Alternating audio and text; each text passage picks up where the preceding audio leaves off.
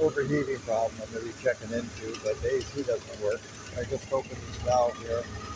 Take a look inside. Get a better view.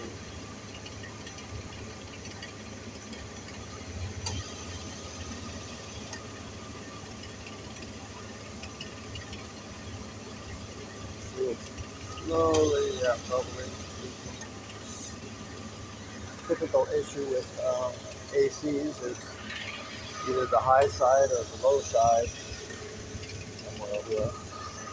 Will start to leak. These are like Schrader valves, which are basically like you find in a bicycle tube.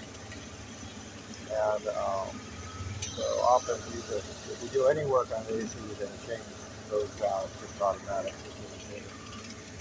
They go bad after a while. And then inside here, you have another piece. Here, a little tube or tube, I forget what the name of it is, but it also is used.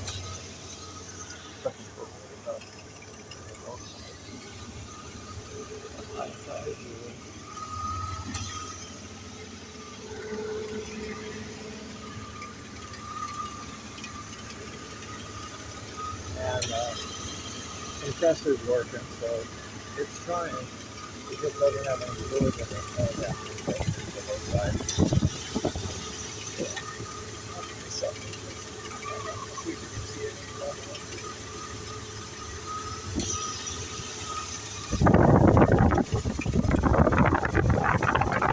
Really, but that's the low pressure side, so I would expect to see it more on the high pressure side. So you can see also that it was green, that these people had put dye in it to try to see if there was leaks, but we never went beyond that. So what I'm checking for right now is an overheating problem.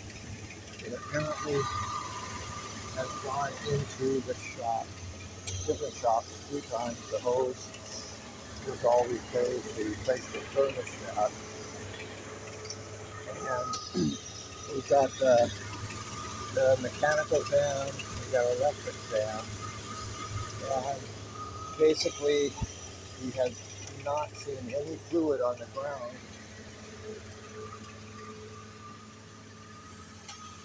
Parts anyway, I got the stain too. No active fluid dripping through there. So what I thought was, because this lower hose has not been replaced, is you could possibly have like a pinhole leak, so it won't drip normally, but as soon as it gets under pressure, then it squirts out like a fine mist of coolant.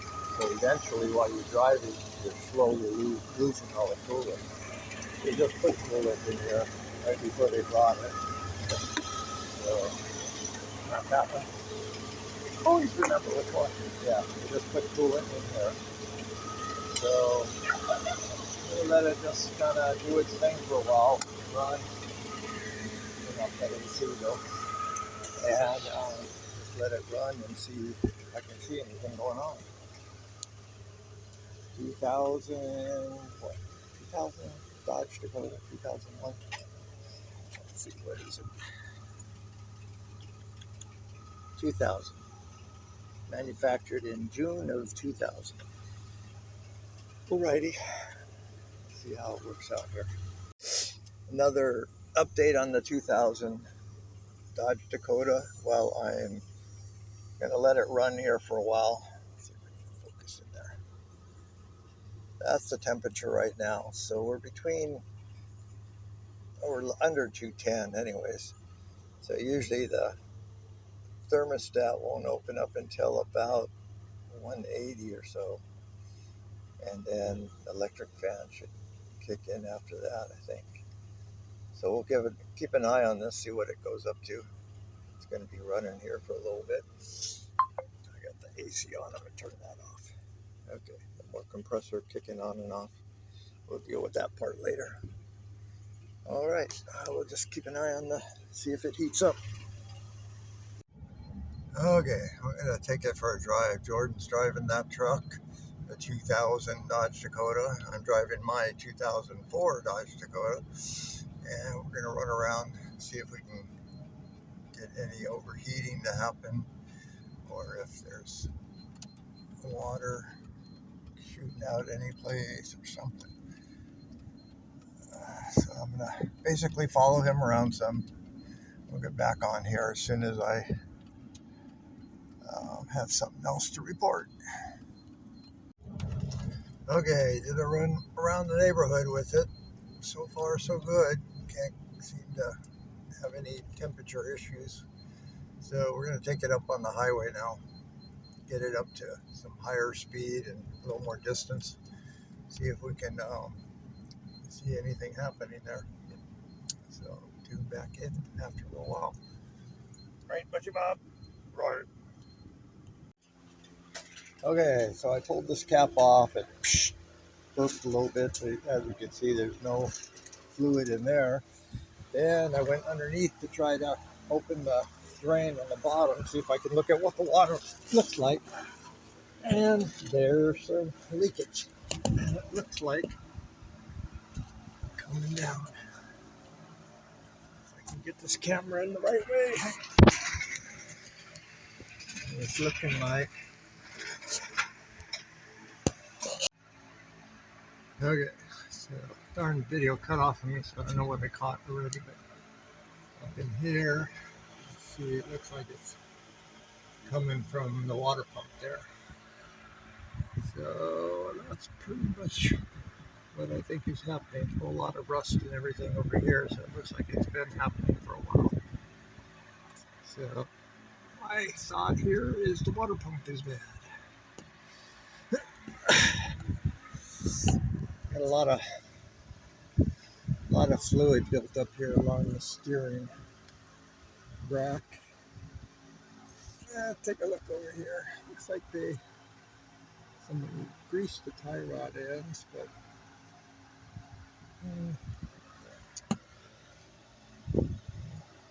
a lot of grease along there. I don't know if it doesn't look like it came from up above, maybe, but I don't know. I've been changed the steering rack a few times now. This one's actually a pretty simple one, but I don't think it's a problem yet.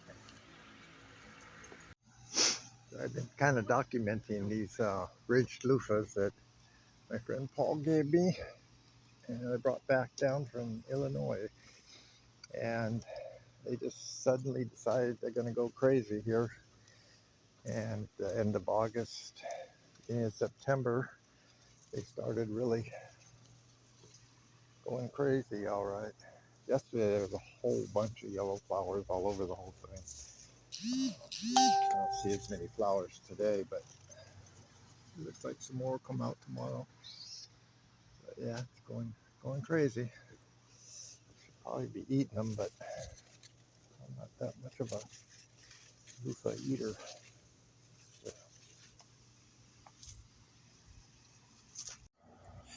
Okay, back on the 2000 Dodge Dakota SLT V6. Overheating issue. Been through, checked. They had the thermostat changed already. They had the upper hose changed already. There was no leaking, but yet they were always running out of fluid. Once I ran it yesterday, we didn't have any fluid loss. It seemed like it was doing okay, but then when I opened to check, when I got home after it cooled down, and there was no fluid up on this side, but as soon as I opened this and released the air and the vacuum, then the water pump started leaking. Looks like right around the shaft there as it goes out to the fan pulley, and which is pretty typical. But then when I look at the I just try to look as I'm talking. But then when I look at the back underneath, you can see where it's probably had water flowing back there, and odds are that this was never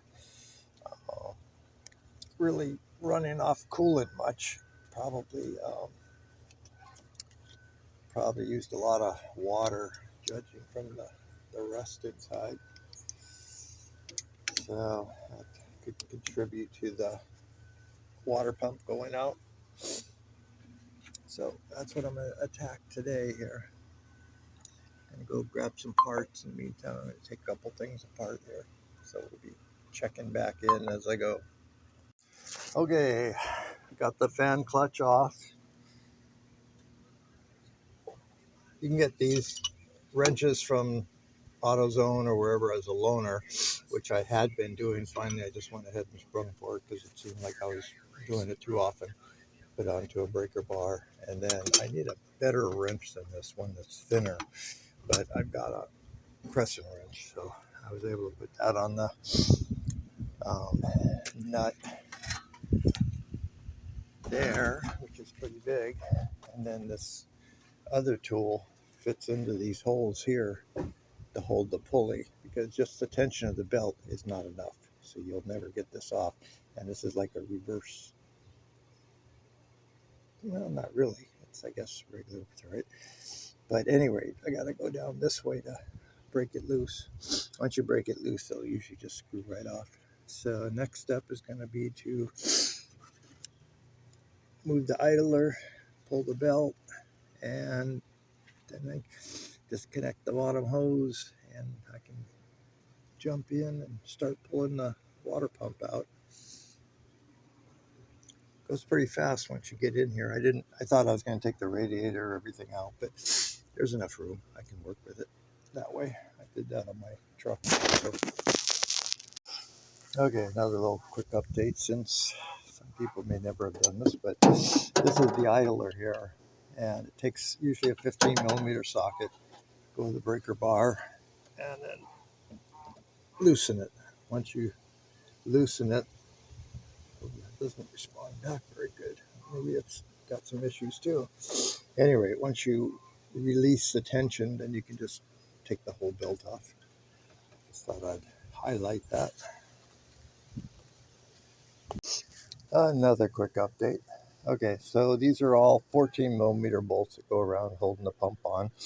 I'm getting ready to pull them out, so I used the breaker bar to loosen them.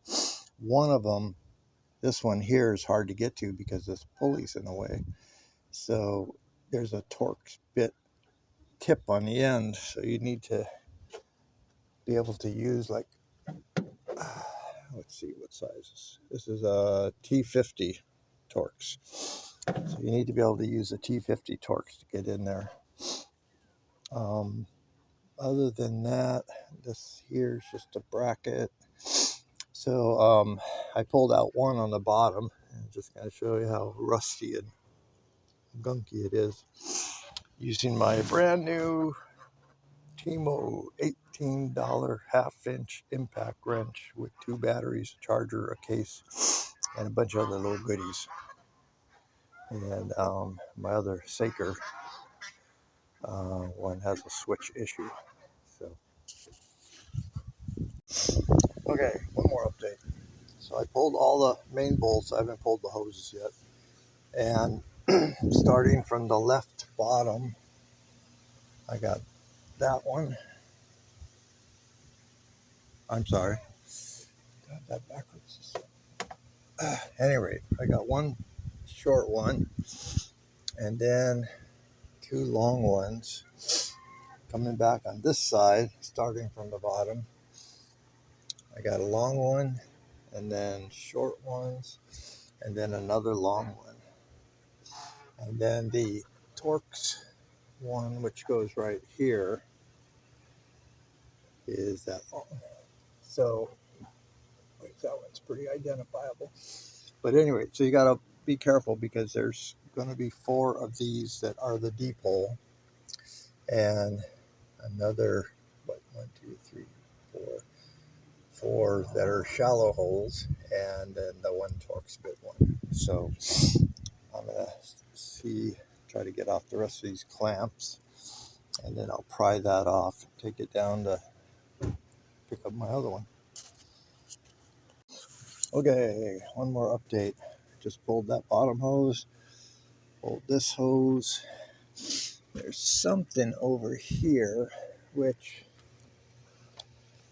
stupid camera, cut me off. So got this hose, the other bottom hose. There's something else in here, which I'm hoping is just a cap, because that's a pain in the butt to get to that. But at any rate, so everything should be loose. I can pry it off.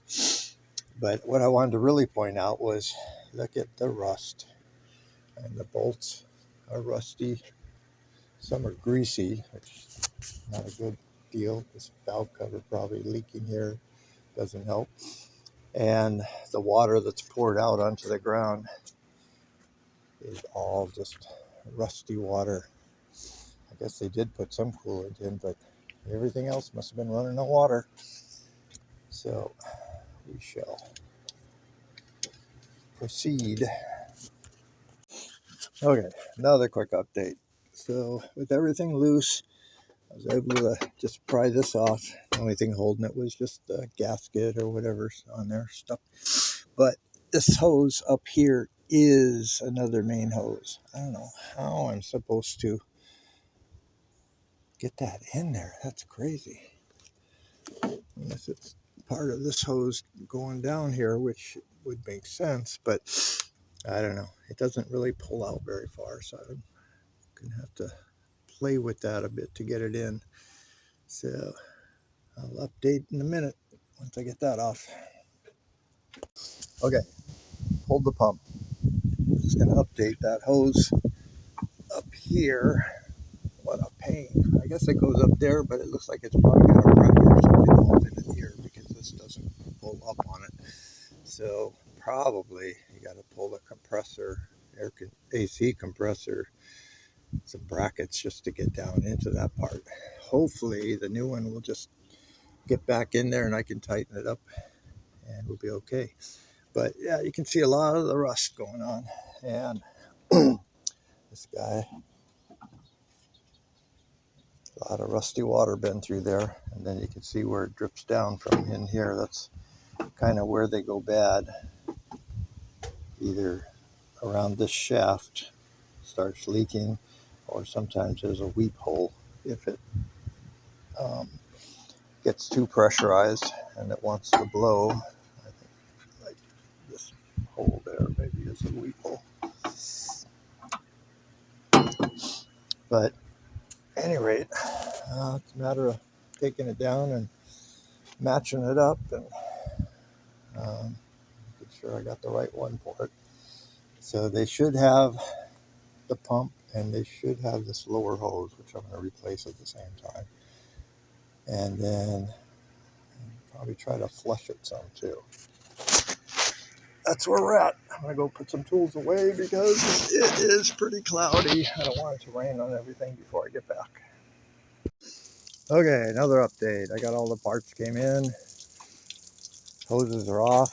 So I went ahead and stuck the hose in here. Going to try to back flush the whole system as much as possible. But you can see a whole lot of rust coming out. Not very good for the inside of the engine. So see how things work out here as I flush. Yeah, coming out of the radiator there.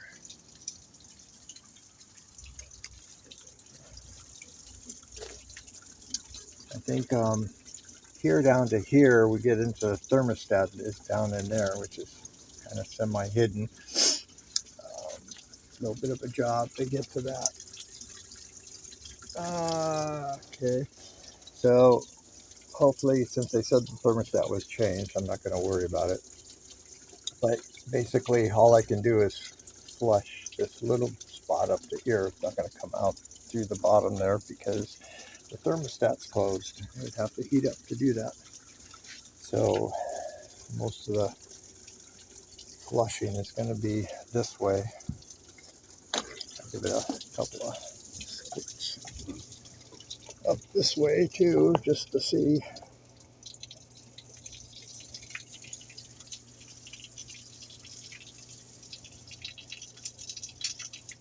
Yeah, that's going to the block there. That block got a pretty good flow of rust going through it all. All right, I'm going to concentrate on this, but that kind of gives you an idea how much rust can be inside of these. Okay, another update here. It's the old water pump had this inlet pipe that goes in, but unfortunately it was so corroded that it became part of the water pump. So by the time I got this off, it lost a half inch of pipe here. So I had to go get a new one. Can't reuse that one. So I did get a new one. Unfortunately, they're fairly expensive, like about 35 bucks. But at any rate, it's got the new inlet pipe on there, which hopefully will have no more rust. And so this guy's just about ready to put back on. I'm going to go work on cleaning up the gasket area. I think I got it fairly clean, but I just want to double check the areas, make sure we are doing okay there. So that's what I'm working on now. I'm going to clean up all this gasket area, and then I should be ready to start piecing some stuff back together again. Get that other hose mounted on here. That's the next update. Okay, another update. Kind of fast forward a little bit. I got the pipe installed in here. It's got a little rubber gasket. Basically, just kind of knock it in using this little ear here, so I wouldn't bend anything. It said, I hear two ways. One is to put RGB on the gasket on both sides. Another one is don't use RGB at all. And so I was going to try to do it without using any at all, but the problem is getting in there with a gasket that's just flopping around. It's really hard because you have to have this piece secured on here before you can put it up there, and then you're trying to piece this little papery gasket up in there and make sure it lines up with the holes. And I didn't want to deal with that, so I ended up using some RGB on the water pump side, where I attached the gasket on it to hold it in place, and then after it sat for a little bit, I came out here and reattached it. So I got this hose hooked up here. I got all these guys in. I think that went off by mistake. I didn't need to. Put all these in, two more on the bottom. Got them all semi-snug down. I got to torque them now. I still got to put this one here, which is this is the one with torque screw head. Oh no, it isn't. Where's did I use it somewhere? Shoot. I used that torque screw head down there. I'm going to take it back out. Anyway, so at this point, I'm going to go in, get everything in, snug down, torque it, and then work on getting the hoses back in. And what I did, though, I wasn't going to do is I ended up taking out the reservoir there. I loosened up everything, took this little cross arm bar out, and opened this area up a lot more so that I can get in here and work, because it's a pain to try to squeeze down in there and do that gasket and everything. So it could be done that way, but I didn't want to do it. I'd rather pull a few more screws out, have this stuff clear out of the way. So at any rate, this is basically loose in there and everything. So once I get all this secured back together, then I'll put the reservoirs back in and put this support bar back across and hook up the wood latch again. Got the battery disconnected, and that's where I'm at right now. So I'm going to work on it a little bit, and I'll update in a bit. Okay, day 2. I got the belt, everything pretty much secured, fan on, everything yesterday. I'm starting to put back the reservoir, and then something happened. I don't know. I got one bolt I'm missing somewhere that goes into this guy. Seemed to have fallen down in here, but I just can't find it. So I'm going to do a little more searching before I put things back together. But I thought I'd do a little update on different things that look like they need to be dealt with. Looking at the valve covers and the amount of grease, or oil I should say, it's probably not a bad idea to put new valve covers, get all the leaves and stuff out too. Just checking the fluid in the power steering, and it's down to the add level. There is some in there, but it's low. And the reason I was kind of concerned about that is because, I don't know if I can do it this way. Anyway, hard to see, but the steering rack is coated with grease and things. So I don't know if we got some kind of leaking going on down there or something, but I'm going to take a closer look at that, probably clean it up a little bit so I can see what's going on. Other thing I noticed is all these chew marks. So a rat, or probably a rat, but at any rate, something was in here chewing away on everything. So yeah, this old truck's had a little bit of a rough life, but it'll be okay. It'll run for a while more. So that's my update. Today I'm going to get that reservoir back on, remount this stuff, put all the hoses finished up, get some coolant in it, and see what happens. A little bit more update as far as things that need to be done. So this bottom section here, apparently they had some damage somehow, crushed that in. But I noticed both of them had fog lights because the wires are still hanging there. But it, I guess they didn't replace them and just left the wires hanging there. And that's the steering rack condition under there. Pretty greasy. But I would not be surprised if it was all because of the valve covers leaking oil down on top of it all. I don't think there's an issue with the steering rack except to get some more fluid in it. Okay, another update here. Everything put back on, filled the system, went through everything, seems to be pretty good. I drove it out from the garage over to here. All of a sudden I realized there was fluid coming out. Went crazy trying to figure it out, pulled the shield back off, trying to figure out where it would have been leaking from, but you can see it down in there. Right about there is a radiator clamp hose on that hose that goes to the top of the water pump, which the juice comes down through here to the thermostat and then to the water pump.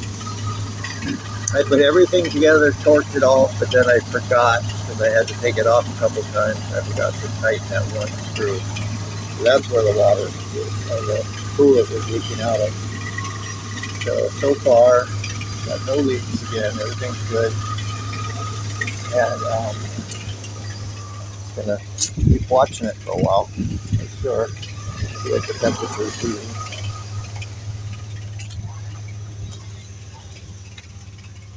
Yeah, temperature's holding good.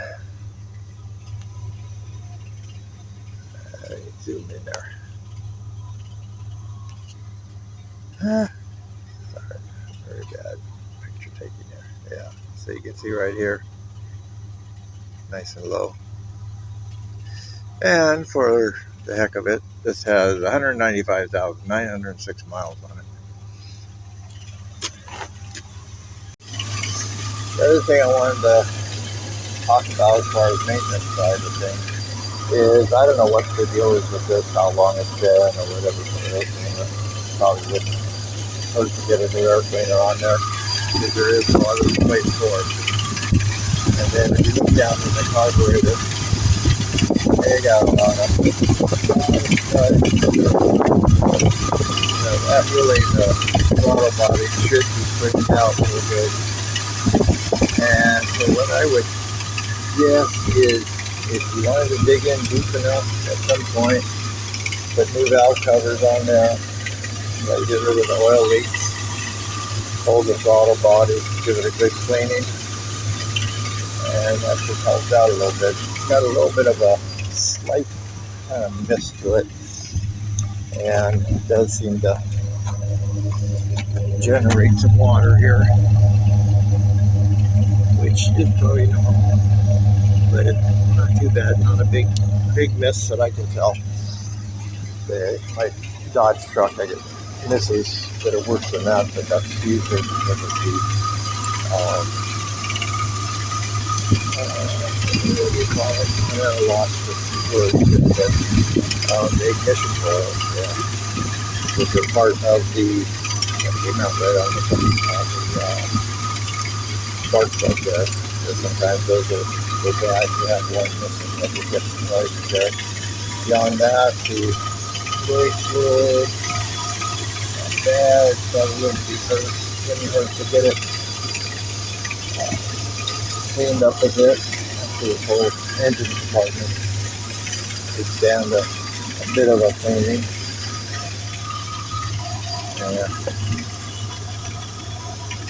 A lot of things been sitting for a while around the trees. The other thing I checked, which I did check earlier on the AC, so I didn't make a separate thing on that. So the AC, this one here, this Trader valve was bubbling, so I pretty much figured that one had a leak. Yeah, Trader valve on this one, I wasn't sure, but it makes sense to change that one and this one anytime you do an AC with a AC system. So I put it in, vacuumed it down, and I'm going to give it a shot, see what happens. I didn't want to try charging it until I was sure the leak problem was squared away. Looks like we're pretty good now. So that'll be that's my next thing to check on. Okay, quick AC update. I just put like 2 cans in here, and with the new valve here, the new valve there, I don't see any place else, but there might have been any leaks going on, including the cooler here. But it took about two cans to get me up to just under 40. You want to be 45 or so would be good. But anyway, now the compressor's staying on the whole time, where it was cycling on and off. Every time I hit low pressure, it would cycle off. And woohoo, plenty cold. All right. I love when things get fixed and stay fixed. So hope that happens. ACs, you never know. Once in a while, but all of a sudden you decide to get off that. Like a little bit. All right. 2000 Dodge Dakota SLT V6 3-wheel drive.